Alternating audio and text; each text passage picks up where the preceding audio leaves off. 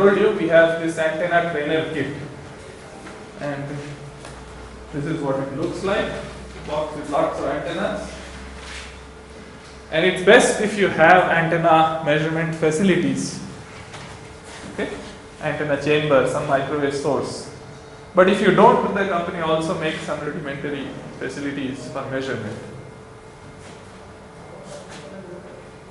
So as you can see, there are many antennas. And you may not be familiar with all of these. These are not standard antennas. So let me give you a quick overview of the various kinds of antennas. And when we talk about antennas, these are basically the things we are looking at. Okay? An antenna, okay, is it a good antenna or a bad antenna? Okay? How do we make that judgment? There are 3 points. As I told you, input matching, which is related to the bandwidth. It is not that you always want a antenna bandwidth to be as high as possible. No. You sometimes want broadband antennas, sometimes you are happy with narrowband antennas, sometimes you want narrowband antennas. There's a lot of garbage in different frequencies, you are interested in a very specific frequency. So you want a narrowband antenna. Bandwidth is usually defined in terms of the input matching. If the antenna input impedance is 5000 J, imaginary 5000 ohms, it's not of much use, it's not matched to any normal source or load.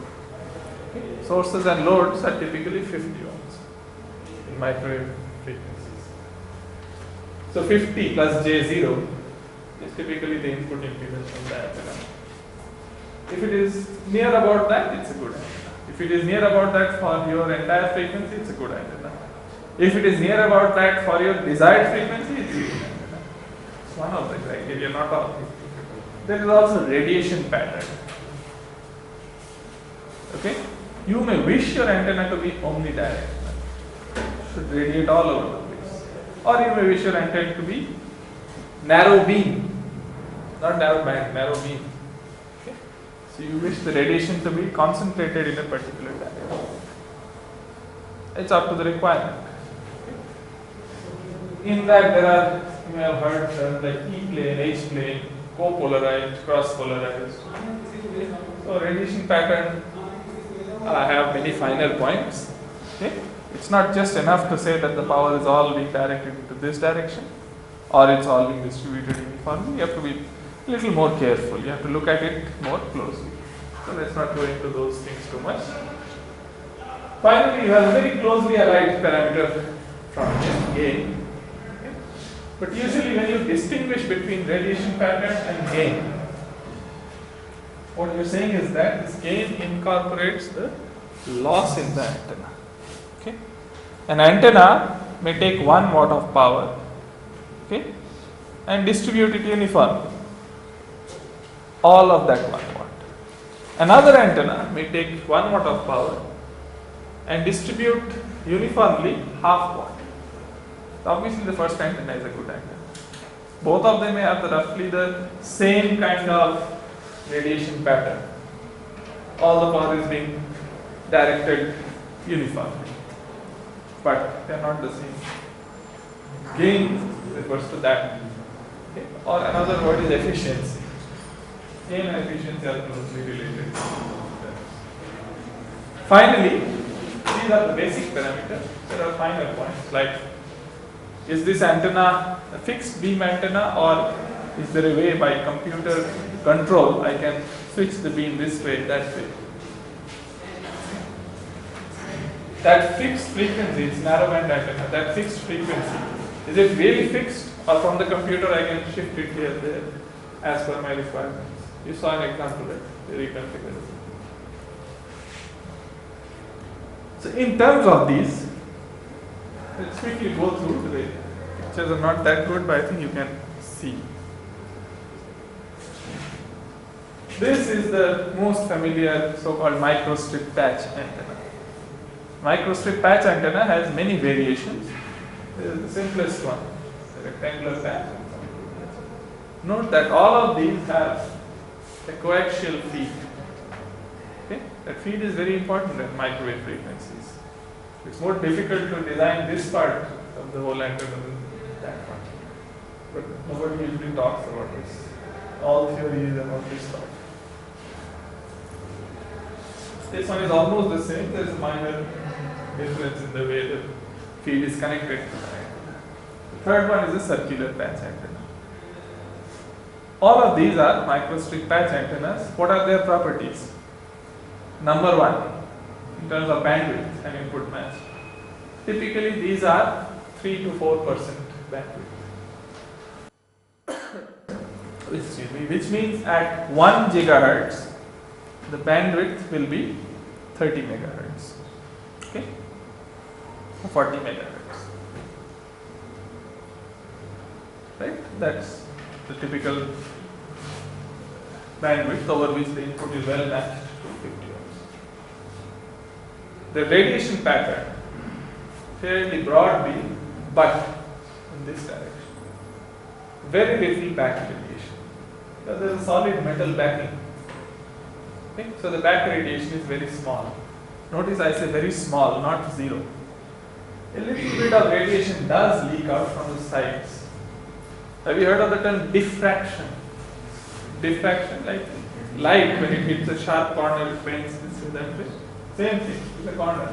There is a little bit of diffraction and there is some radiation backwards, but not much. Polarization, linearly polarized. For those who don't know much about polarization, don't worry about it. It'll take time to explain, but anyway, this is called linearly polarized. So these are different types. This is the so-called CPW patch. Okay? CPW is another type of transmission line, a little different from a microstrip. Remember, I described the microstrip. So I have the ground and I have a strip. So two conductor transmission line, right? CPW is a little different in this sense. CPW stands for coplanar waveguide. Okay? Coplanar waveguide. Coplanar because the ground plane is now shifted to the top. Okay? But it can't be all shifted to the top then because it will merge with this. So what is done is no ground plane on the bottom. Backside is free. No metal. You have ground plane like this. But two ground planes. Two ground planes. Okay? How do you make sure both are ground? Ground means both have to be at zero potential. How do you make sure of that? That is done by the circuit. Okay? For example, how is it done here? If you look at it very carefully, you can see two pins sticking to those two ground. Can you see that? Is it visible on the picture? Those pins are actually connected to this housing. Solidly connected to this housing. So both are connected. So these are connected. Okay. In more complicated circuits, it's just a simple antenna. If it's a more complicated circuit, sometimes people actually take bridging wires to keep the potential equal on the two ground. So that's called a CPW. So this is a CPW patch antenna. Very similar to this, but then the ground plane is on top. What is the benefit of this CPW? Two benefits. First of all, see this is also narrowband antenna, a little more bandwidth actually, but not much more, maybe 7-8%. But it's closer to an open, okay? Because now there is backside radiation also. So this time the radiation is both sides. Only direction where there is no radiation or very little radiation is towards the sides. Okay? And even towards the sides you do have a little bit of radiation. So this is very close to an omni. Okay? That's the CPW antenna. There is another advantage of this CPW line. Okay? If you are using a transistor and let's say some circuit, okay, and you need to make a ground connection. For example, the emitter of a BJT has to be grounded. It's a common emitter circuit. In a microstrip, you have to drill a hole to ground. Here you don't have to drill a hole. It's all on the same side.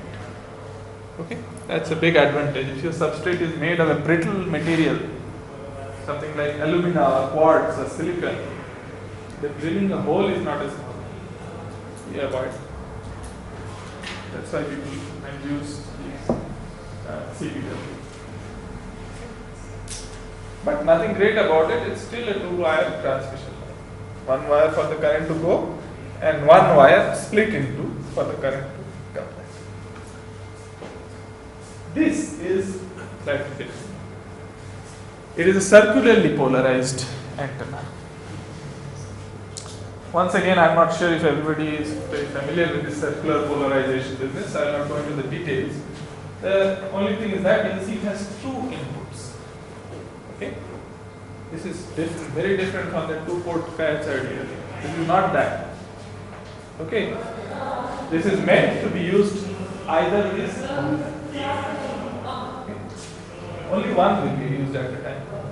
So suppose you are using one, terminate that 50 ohm load, and you get LCP, left circularly polarization.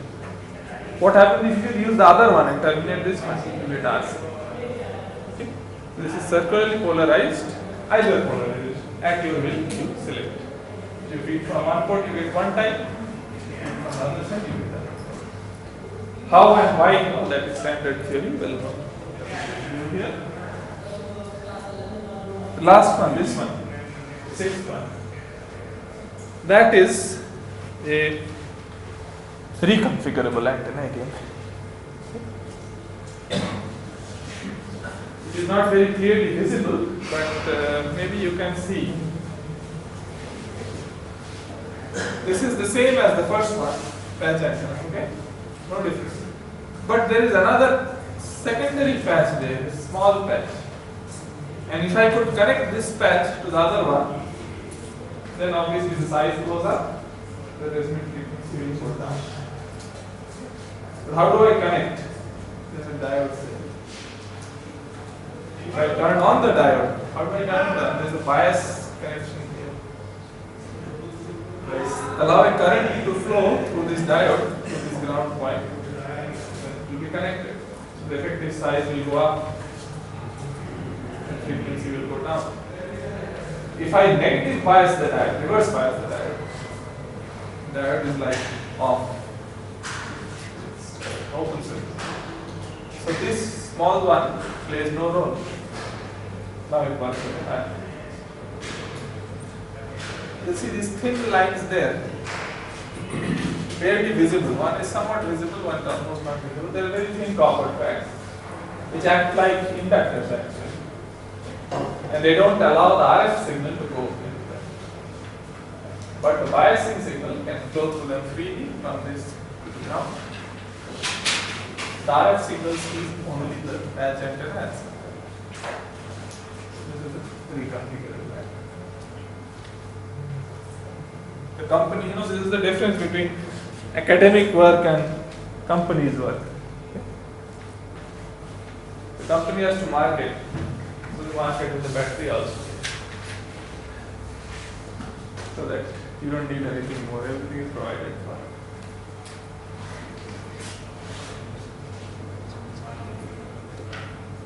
These are separate category of antennas.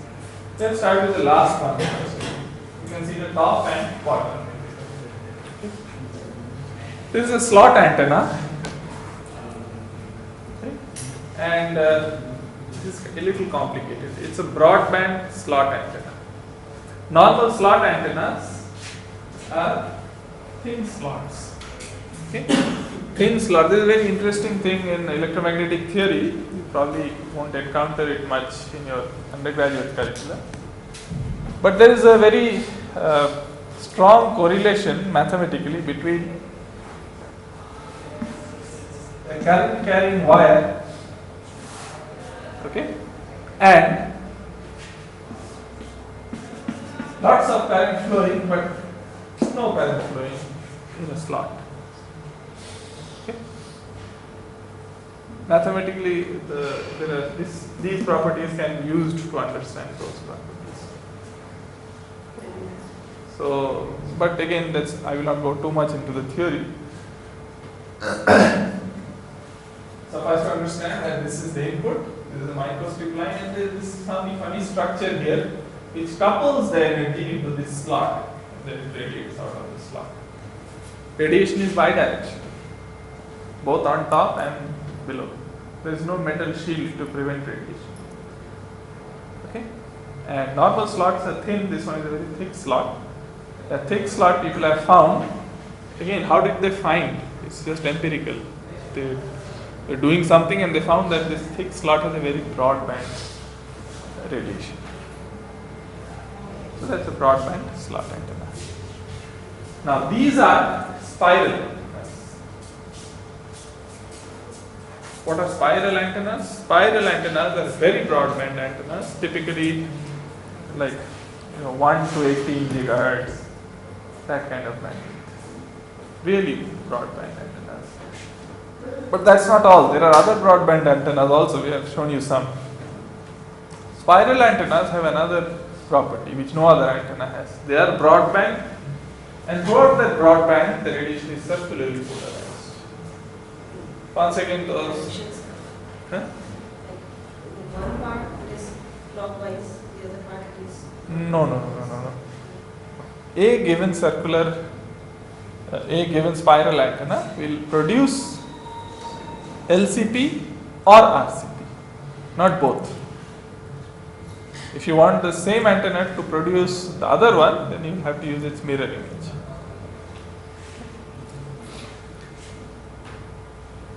So that is the important property. Once again, for those of you who are not very familiar with the circularly polarized business, it doesn't matter much. Just think of it as a broadband, really broadband. In theory, there is no limit to how broad it can be. Practical limits are limited by size and other constraints. This is spiral antenna. You can see the spiraling tracks. This is a printed spiral. It's printed on a PCB kind of material. This is the back side, which is nothing new. So that's a printed spiral antenna. And I told you, current carrying conductor and a non-current carrying gap in a sheet have very similar properties. That is used here. This is called a slot spiral antenna. The slot spiral antenna is useful because we can use these non-slot regions, okay, for feeding the slot spiral antenna. To feed an antenna, to feed a spiral antenna, you have to get to its center. How do you get to the center? How do you get to the center here? Okay. Either you use a non-printed structure, you bring a coaxial cable here, some kind of 3D structure, which is actually the best way. Okay. It works best that way. You bring a thin coaxial cable somewhere, a jumper coaxial cable to this. It can be done. But we wanted to make it fully planar. Planar means PCB type of thing. And with one coaxial connector. So we have to do all kinds of funny things here and bring a very thin pair of wires to the center. Here it is much easier. Because you see here this ground plane. So on top of the ground plane on the other side, we can afford to print this structure, a microstrip that winds its way down to the center. Okay? So that's the advantage of a slot spiral. Otherwise it's not a very big deal. All this is in theory. Okay? When we actually made it, it doesn't work very well actually. Real spiral antennas, those which you can buy, are not like this. They are not fully printed. There are other things there.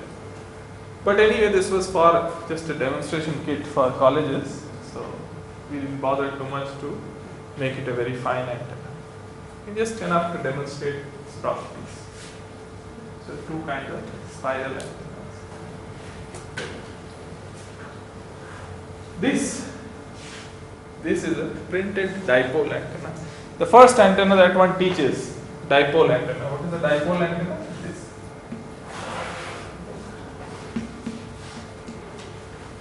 Just two wires. And you may have heard of the term half wavelength. Why half wavelength? Because that's the lowest frequency at which this works nicely. Length will be half wavelength. This is the printed version of that. This is one half, that is one half. But it is printed on two sides of the substrate. One half of the dipole is on one top side of the substrate, the other half is on the bottom side. The field is microstrip. Look at this, back side strip. Gradually the back side is tapered to this point and it goes that way. The top side is not tapered, it just carries on and goes. This is the printed dipole. What is its radiation pattern?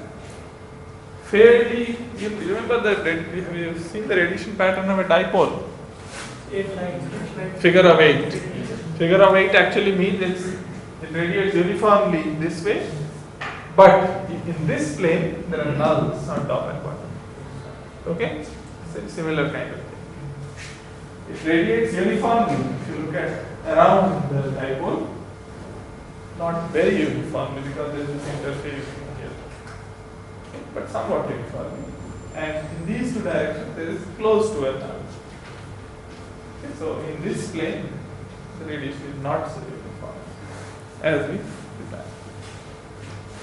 Then there is a version of this dipole with parasitic reflectors and directors called the Yagi antenna. Have you heard of the Yagi antenna? Yes, sir. So we have other elements here and there. Okay, that's a printed Yagi. One element, the main element here and here. If you want to visualize, you have to remember that these two have to be turned like this, top and bottom, folded like this. So then these and this will go in opposite directions, become the dipole. You have a director there, you have a big reflector there. This has very little radiation in the back direction. Due to these two, it's more concentrated in the front direction. So that's a printed Yagi antenna. This one is so-called electromagnetically coupled patch antenna. You have seen an earlier patch antenna, right? The microstrip was directly connected to the patch. Here it is not. Here it's a double layer substrate. Okay? So you have one microstrip, okay, and you have another substrate.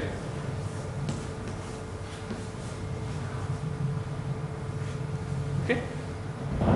The patch is on the bottom side of this substrate. It's hard to draw. Okay. So that is the top substrate. On its top you can see microstrip.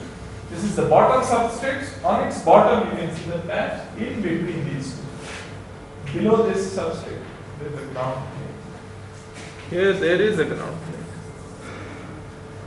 How does energy go from here to the slot then, to the patch then? There is a little cut in the ground plane there, which you can't see, okay, through which the energy is coupled. Not of great importance, it is of some importance where you have multiple patch antennas, okay, and they are DC isolated. Okay. There is no DC path from the feed line to the patch. So if you have multiple patch antennas with some circuitry and you don't want them to interfere, so here it is easier. But as I said, it's not a very big advantage. This has some application, so we included it. Okay? It's called an electromagnetically coupled patch, as in not directly connected to the field.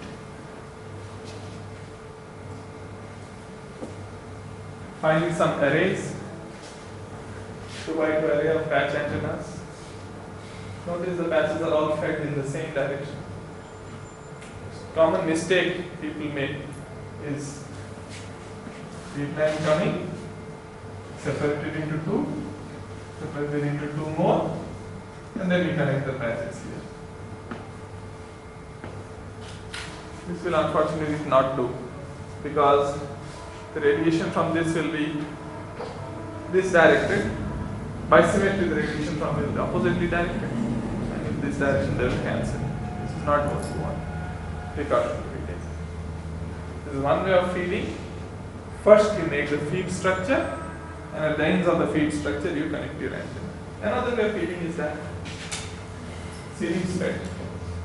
The input to the first patch is not all radiated out. You see, we can do that. You will see in another case. Not all radiated out. So it goes to the next one. Still not all radiated out. So it goes on to the third one. Finally, it is all radiated out.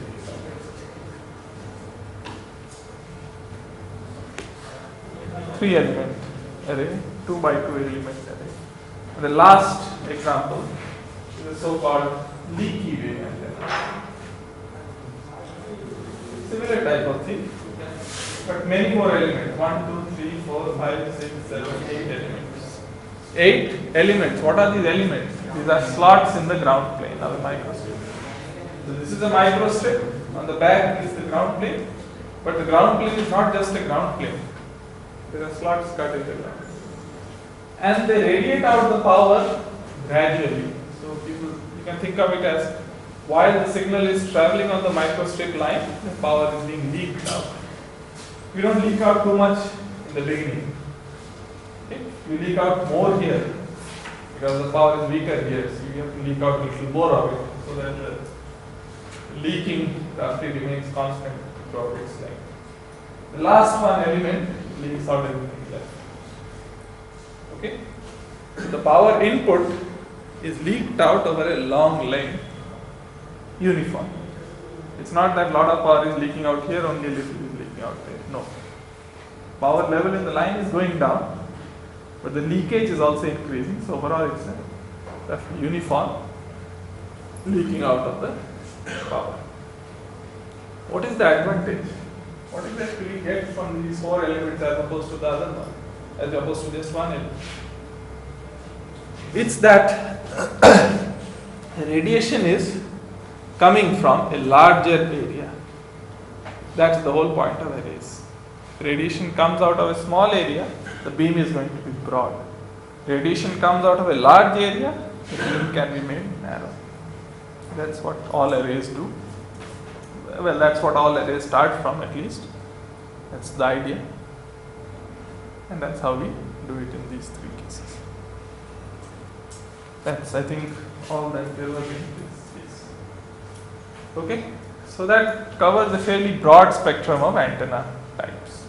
Of course, not all. There are hundreds of antenna types. So, but this is a pretty good choice displaying the basic properties. I hope you have seen how they are different. Some of them are unidirectional, some of them bidirectional, some of them narrow beam, some broad beam, some broad band, some narrow band. Okay? How about efficiency or gain? They are all roughly the same. These are all printed antennas which have roughly efficiencies of the order of 50%. Some of them a little more, some of them a little less, but all of them roughly the same. None of these antennas are very efficient. What are the very efficient antennas? The reflector antennas, dish antennas, waveguide horn, those are very efficient antennas. What are the very low efficiency antennas? Well, obviously you would not like to use such an antenna, but by and large among the common antennas, the microstrip patch antenna, especially the reconfigurable version, is fairly low efficiency because we have diodes and other messy things, so there is loss there. Why do you use them in that case if they are inefficient? Well, you have other features. You have to sacrifice something to get something. Okay? So sometimes you may sacrifice on the efficiency to get some special feature. Okay, so that is a description of something we made. There's a company called Scientific Instruments Company somewhere in Ghaziabad who makes this stuff. If you want to get a kit, write to them, or you can always write to me. I will direct any inquiries to them. Okay, so one little presentation on how do you work out the properties of an antenna in receiving. Okay? Textbooks will give you all about radiation pattern of all that. Okay? But if you say that I have this antenna well-known standard antenna, and I have a signal incident on it. Okay, so many watts per square meter power density incident. How many watts will I get out at the output of that? I don't think you will find that in any of the e-common textbooks. Of course, it's all there, but I thought maybe most of you will be unfamiliar with this part. It's an important problem. What is the signal that I get? Suppose one wave coming from here, another wave coming from here. What is the signal that I get at the output of the antenna? So how do I analyze that? That's another final, more standard class book type. Suppose I have this dipole antenna.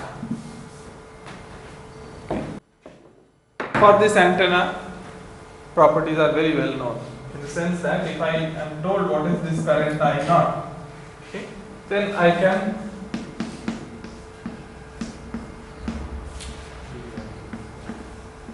write this in closed form.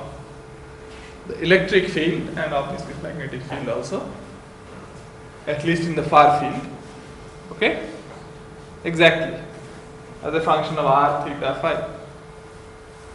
Okay, this is known.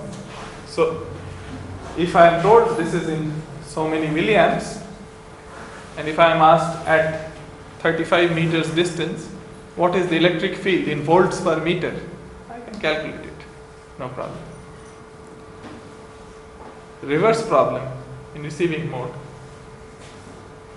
Suppose I am told that this is terminated in some resistor R0, and I have a plane wave incident on this antenna. Okay, a plane wave. You know what is a plane wave? A uniform plane wave. Some characteristics are there. Electric and magnetic fields are perpendicular to each other. They are both perpendicular to the direction of propagation. Okay, E by H is equal to characteristic impedance 377 ohms. All these properties are there. So suppose I am told, I am even given the electric field. The electric field of a plane wave is easy to write down. The expression, complete expression is given. What is the power dissipated in this resistor? So how many milliwatts are being dissipated? Or even better, I would like to know what is the voltage which is developed across this resistor. There is a difference. Voltage is a complex quantity. It has phase also. Okay, depending on the phase of this. Power is scalar. Voltage carries more information actually. How do I answer this question? So that is not easy to say. Okay. You will not find this information in any of the standard textbooks. Of course, it is there in the literature. So let's see. When we use the reciprocity theorem. Exactly. The reciprocity theorem is what is used. Okay, so this is well known. We know all about this, right? You also know very important part is that for any antenna in the far field, okay, the electric field is of this type. You know that, okay? The radius dependence, R dependence, and the theta and phi dependence, they are separate. And the R dependence is very well known. It's always this. The theta phi dependence is different story. That is different for different antennas. Narrow beam antennas, broad beam antennas, that's theta phi dependence, angular dependence. Radial dependence is always inverse square law, so the field decay as per R, power goes as per R squared. Okay, and that e to the power minus jk not R, it's obviously delay, phase shift. Okay. This expression is very important because in the subsequent lot of mathematics are there. I will not go into the detail, but is this form is important. So the k naught r here. If you put 4 pi k naught r or 4 pi r, there will be small differences in the phase expression. So this is the expression which I am using. You see that K naught is not important. Okay. Now, after we start from this, there is a lot of very complicated mathematics. Let us assume that this antenna is being fed with some transmission line, let's say waveguide. Okay. And inside this transmission line, due to this excitation, I have a field, a wave going this way, maybe a wave going back also. The antenna need not be ideally matched. Then a wave going this way and another wave going back. Okay? Mathematically, how do I write that? This is how I write it. Electric field inside the transmission line is equal to A, some A constant, times some function. For example, the cross-sectional electric field has some functional form. In a waveguide is sine pi x by A, whatever mode and all those things. But main point is this small a, strength, so many volts per meter. Okay. This is the important number which will be there in the final results. This A is the strength of the field in the transmitted mode. I have not even come to the receiving mode yet. And this A prime is something else which is due to the mismatch of the angle. For example, how do I get that here? I will say that, okay, let this be connected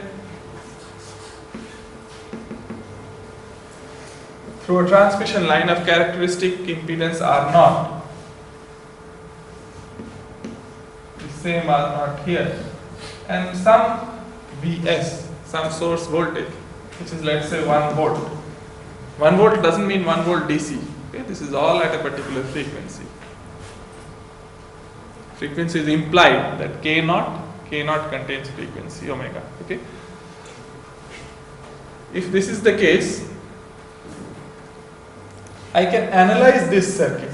How do I analyze it? I know the input impedance of the antenna. So as a circuit, I have source, resistor, transmission line, and load impedance. I can analyze this by the standard techniques. They are not Thevenin theorem, usual transmission line circuit analysis. Okay, and I can calculate A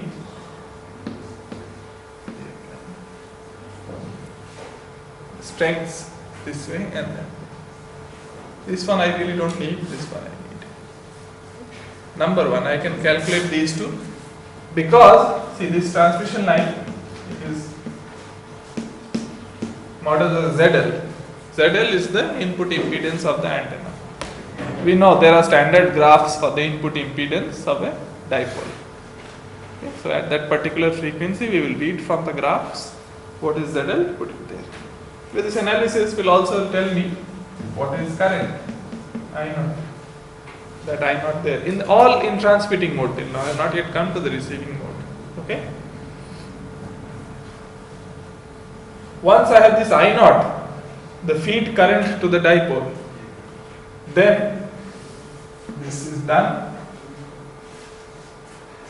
and I will be able to write the complete expression for the radiated transmitted fields.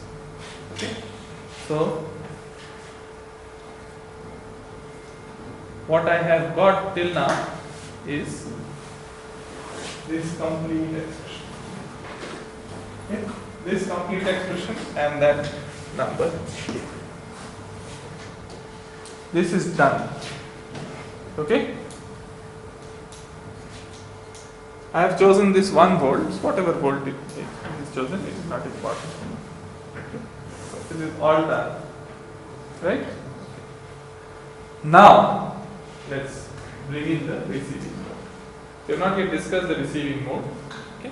So, no. And as I told you, the mathematics is quite tedious, so we will not bother too much about it.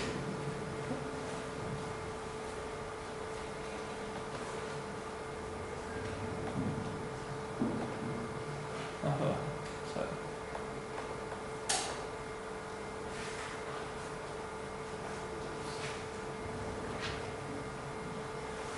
Yeah. Can we have it in slideshow? this is a PDF file. I'm not able to do that in slideshow. Okay. I think you can see. You can read this. Okay. In receiving mode, this is the expression for the field.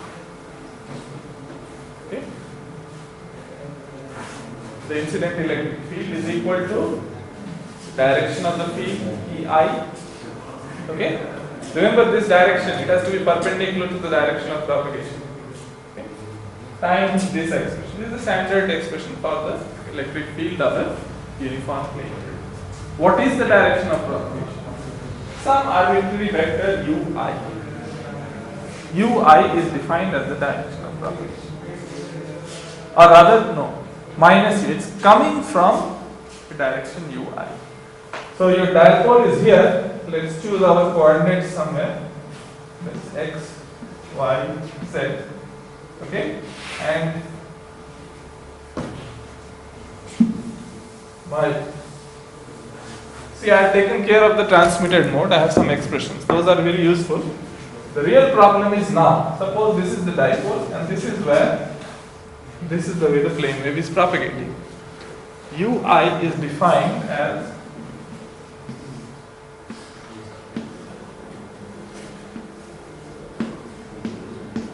a unit vector in that direction. Okay? Direction from which this plane wave is coming. So the direction of propagation, and of course transmitting mode for field is a function of theta and phi.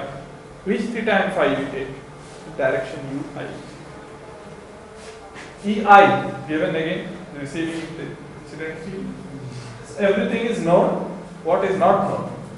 B is not known, which we calculate provided we know this available power. Okay? What is this available power? Once again, that there is an expression for that available power.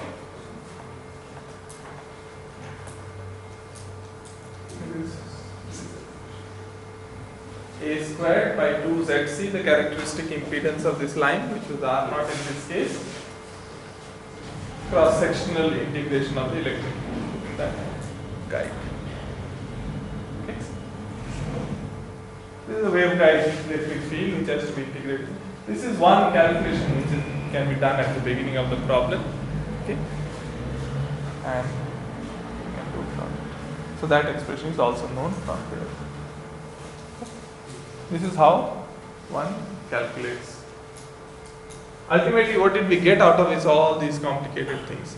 The derivation is fine, that's one thing.